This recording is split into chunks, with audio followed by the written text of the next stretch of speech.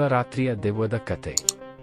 ಕಾಡಿನ ನಡುವಿನ ಒಂಟಿ ಗ್ರಾಮ. ಸಂಜೆಯಾದರೆ ಜನರೆಲ್ಲ ಮನೆಯ ಬಾಗಿಲು ಮುಚ್ಚಿಕೊಂಡು ಒಳಗೆ ಇರುತ್ತಿದ್ದರು. ಆ ಗ್ರಾಮದಲ್ಲಿ ಒಂದು ಭಯಾನಕ ಕಥೆಯನ್ನು ಎಲ್ಲರೂ ಗುಸುಗುಸುವಾಗಿ ಮಾತನಾಡಿಕೊಳ್ಳುತ್ತಿದ್ದರು. ಆ ಕತೆ ಕರಾಳ ರಾತ್ರಿಯ ದೆವ್ವದ ಬಗ್ಗೆ. ಹಳ್ಳಿಯ ಹಿರಿಯರು ಹೇಳುವ ಪ್ರಕಾರ ಪೂರ್ಣಿಮೆಯ ರಾತ್ರಿಯಂದು ಕಾಡಿನಿಂದ ಒಂದು ದೆವ್ವ ಹೊರಬಂದು ಗ್ರಾಮದ ಜನರನ್ನು ಭಯಭೀತರನ್ನಾಗಿಸುತ್ತದೆ ಎಂಬುದು ಕಥೆಯ ಸಾರಾಂಶ. ಆ ದೆವ್ವಕ್ಕೆ ಒಂದೇ ಕಣ್ಣು, ಉದ್ದನೆಯ ಕೂದಲು ಮತ್ತು ರಕ್ತದಾಹಿಯಂತಹ ಗುಣವಿತ್ತು ಎಂದು ಹೇಳಲಾಗುತ್ತಿತ್ತು. ಗ್ರಾಮದಲ್ಲಿ ರಾಘವ ಎಂಬ ಯುವಕನೊಬ್ಬ ಈ ಕಥೆಯನ್ನು ಕೇವಲ ಕಾಲ್ಪನಿಕ ಎಂದು ನಂಬಿದ್ದ.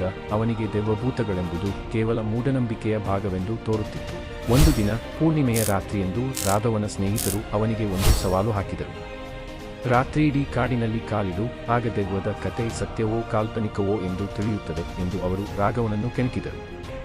ರಾಘವನಿಗೆ ತನ್ನ ಧೈರ್ಯವನ್ನು ಸಾಬೀತುಪಡಿಸುವ ಒಂದು ಅವಕಾಶವಿದೆ ಎಂದು ತೋರಿತು. ಅವನು ಸವಾಲನ್ನು ಒಪ್ಪಿಕೊಂಡ. ರಾತ್ರಿಯಾಯಿತು. ಚಂದ್ರನ ಬೆಳಕಿನಲ್ಲಿ ಕಾಡಿನ ದಾರಿಯಲ್ಲಿ ರಾಘವ ಒಬ್ಬನೇ ನಡೆದ. ಗಾಳಿಯ ಶಬ್ದ, ಗೂಬೆಯ ಕೂಗು, ಮರದ ರೆಂಕೆಗಳ ಒಡಕು ಎಲ್ಲವೂ ಭಯಾನಕವಾಗಿತ್ತು. ಆದರೆ ರಾಘವ ತನ್ನ ಧೈರ್ಯವನ್ನು ಕಾಪಾಡಿಕೊಂಡು ಮುಂದೆ ಸಾಗಿದ. ಕಾಡಿನ ಒಳಗಿನ ಒಂದು ದೊಡ್ಡ ಬಂಡೆಯ ಬಳಿಯಲ್ಲಿ ಒಂದು ಶಬ್ದ ಕೇಳಿಸಿತು. ಶುಭ್ ಶುಭ್. ರಾಘವನ ಹೃದಯ ಒಡೆದಾಡಿತು. ಆದರೆ ಅವನು ತನ್ನನ್ನು ತಾನೇ ಸಮಾಧಾನಿಸಿಕೊಂಡು ಇದು ಕೇವಲ ಗಾಳಿಯ ಶಬ್ದವಿರಬಹುದು ಎಂದುಕೊಂಡ. ಕೆಲವೇ ಕ್ಷಣಗಳಲ್ಲಿ ಒಂದು ಕಪ್ಪಾದ ಆಕೃತಿ ಚಂದ್ರನ ಬೆಳಕಿನಲ್ಲಿ ಕಾಣಿಸಿತು. ಅದಕ್ಕೆ ಒಂದೇ ಕಣ್ಣು, ಉದ್ದನೆಯ ಕೂದಲು ಮತ್ತು ಕೈಯಲ್ಲಿ ಒಂದು ಹಳೆಯ ಕತ್ತಿಯಿತ್ತು. ರಾಘವನ ದೇಹವೆಲ್ಲ ನಡುಗಿತು. ಆ ಆಕೃತಿ ನಿಧಾನವಾಗಿ ಅವನ ಕಡೆಗೆ ಬಂದಿತು. ನೀನೇಕೆ ಇಲ್ಲಿಗೆ ಬಂದೆ ಎಂಬಂತೆ ಒಂದು ಗಂಟೆಯಂತಹ ಧ್ವನಿ ಕೇಳಿತು. ರಾಘವನಿಗೆ ಓಡಿ ಹೋಗಬೇಕೆಂದು ಅನಿಸಿತು, ಆದರೆ ಅವನ ಕಾಲುಗಳು ಚಲಿಸಲಿಲ್ಲ. ಆಗ ಆ ಆಕೃತಿ ಹತ್ತಿರ ಬಂದು, ನಿನಗೆ ಈ ಕಾಡಿನ ರಹಸ್ಯ ತಿಳಿದರೆ ನೀನು ಎಂದಿಗೂ ಗ್ರಾಮಕ್ಕೆ ಮರಳಲಾರೆ ಎಂದಿತು.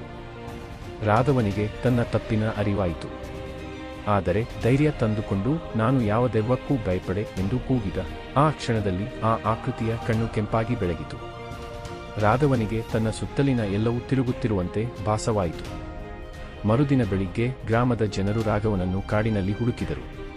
ಆದರೆ ಅವನು ಎಲ್ಲಿಯೂ ಕಾಣಲಿಲ್ಲ. ಕೆಲವರು ಹೇಳಿದರು ಅವನನ್ನು ದೆವ್ವ ಕೊಂಡೊಯ್ಯಿತು. ಇನ್ನು ಕೆಲವರು ಅವನು ಕಾಡಿನ ರಹಸ್ಯವನ್ನು ತಿಳಿದು ಓಡಿ ಹೋದಿರಬಹುದು ಎಂದರು. ಆದರೆ ಸತ್ಯವೇನೆಂದು ಯಾರಿಗೂ ತಿಳಿಯಲಿಲ್ಲ. ಆ ದಿನದಿಂದ ಗ್ರಾಮದ ಜನರು ಪೂರ್ಣಿಮೆಯ ರಾತ್ರಿಯಂದು ಕಾಡಿನ ಕಡೆಗೆ ಹೋಗುವುದನ್ನು ಸಂಪೂರ್ಣವಾಗಿ ನಿಲ್ಲಿಸಿದರು. ರಾಘವನ ಕತೆ ಒಂದು ಎಚ್ಚರಿಕೆಯ ಕಥೆಯಾಯಿತು.